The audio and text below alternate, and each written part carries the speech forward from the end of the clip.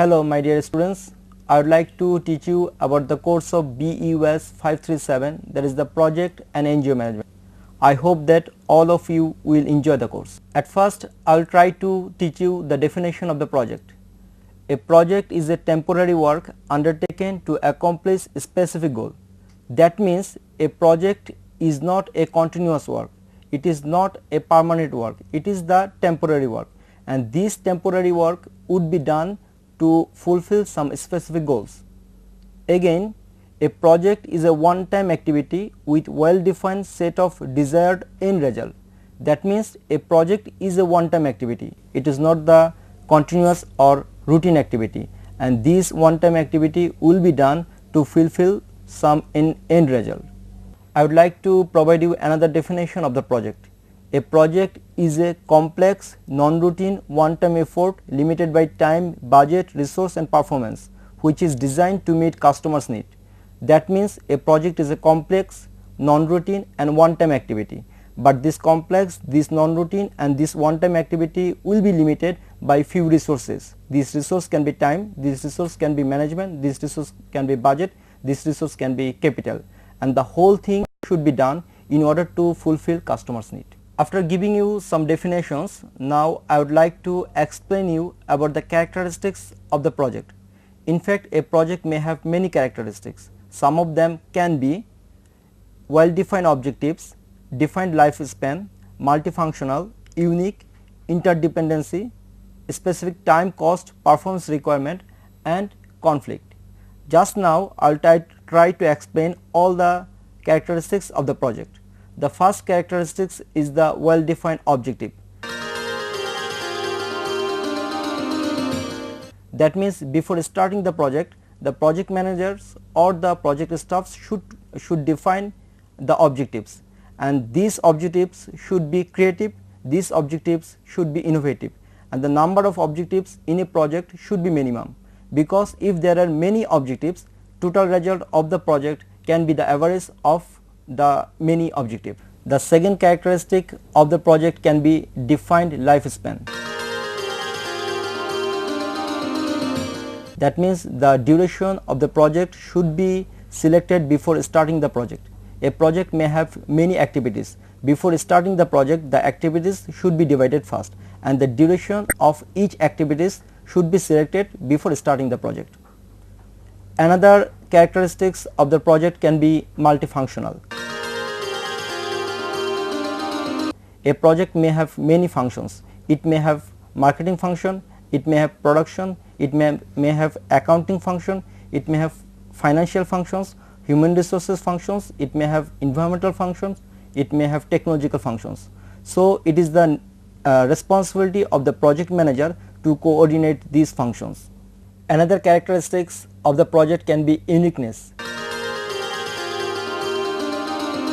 That means the experience of one project will not be the same with the experience of the other project, but the experience of one project can be used in the other project.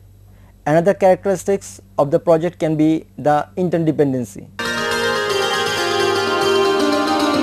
In a project there may be many departmental functions. There may be marketing function, there may be technological function, there may be financial function, there may be accounting function, or there may be many other functions. So one department can be depend with another department. So the project manager can ensure this interdependency, and the success of the project sometimes depends on the success of this interdependency. Another characteristic of the project can be specific time, cost, performance requirement. The project activities can be limited by time, by cost and by the performance. So the success of the project can be depend on the successful management of resources, time and budget. Another characteristic of project can be conflict. The conflicts can be in the time conflicts, there may be management conflict, there may be budget conflict, there may be performance conflict. Even there may be conflict between project manager and the departmental manager. To overcome this conflict is a great challenge for successful implementation of any project. Dear students, there may be few accepted criteria in a project. If there is any marketing activities in a project, that project should be profitable. If there is any technology based activities in a project, that technology should be user friendly and available. If there is any management activity in a project, that management should be manageable. If there is any financial activity in a project, that financial activity should be viable.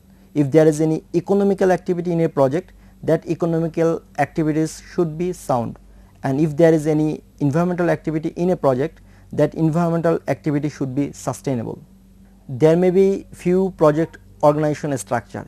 It can be functional organization, it can be dedicated project organization, or it can be matrix project organization. At first I will try to explain you the functional organization. In a project there may be many functions, like here there may be marketing function, here there may be research function, here there may be management function. So the marketing function will be attached with the marketing department, the research function will be attached with the R&D department, and the production function will be attached with the production department, and this type of organization is known as the functional organization. Here the main advantage is that there is no change of the parent organization, and employees will get the maximum flexibility to do the project. But the disadvantage is that the employee can think that the project is an extra burden to them, so the employee can get some lack of motivation. Another type of project organization is the dedicated project organization. Here there will be full-time project manager as well as full-time project staffs. That means the project organization will be fully separated from the parent organization.